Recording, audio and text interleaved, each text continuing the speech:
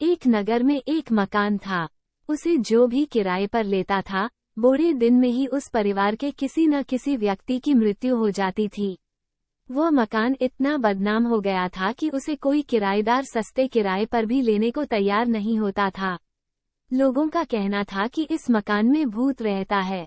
एक दिन एक आदमी आया और किराए का मकान तलाशते तलाशते उसी मकान के आगे खड़ा हो गया। वहां के लोगों ने बताया कि यह मकान खाली तो है और किराया भी बहुत कम है, लेकिन इसमें भूत रहता है। जो भी इसमें आता है, उसके परिवार में से किसी न किसी की मौत हो जाती है और वे मकान खाली करके चले जाते हैं।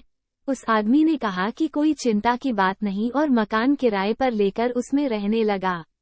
2-4 दिन रहने के बाद उस मकान में भूत आया और उस आदमी से मकान खाली कर देने के लिए कहा।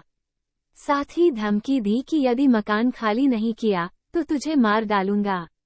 उसने भूत बैठाया और फिर पूछा, मैं मकान तो खाली कर दूंगा, लेकिन एक बात बताओ, आप आते कहाँ से हो? मैं यमराज के यहाँ से आता हूँ, भूत ने उत्तर दिया। फिर उस आदमी ने पूछा, भैया एक बात और बता दो, वहाँ होता क्या है?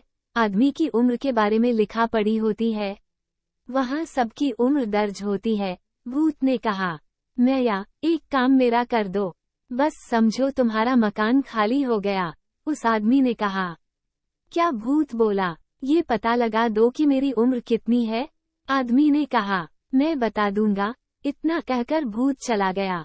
1 सप्ताह बाद जब भूत आया तो उसने बताया, तुम्हारी उम्र 85 वर्ष की है, अब मकान खाली कर दो।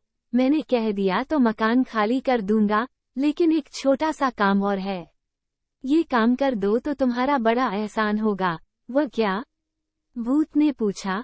भूत बोला, ये बहुत मुश्किल काम है भैया, तुम 5 साल की बात करते हो।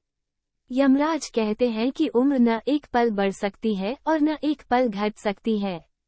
भूत का इतना कहना था कि उस आदमी ने पास में रखा हुआ डंडा उठाया और कहा, भाग जा यहाँ से, नहीं मारते मारते तेरा भुर्ता बना दूंगा।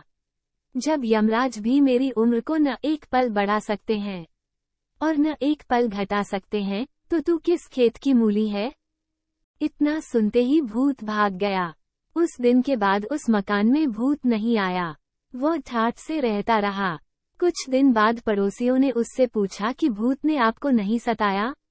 उसने पूरी घटना पड़ोसियों को सुना दी और कहा, मार से तो भूत भी भागता है।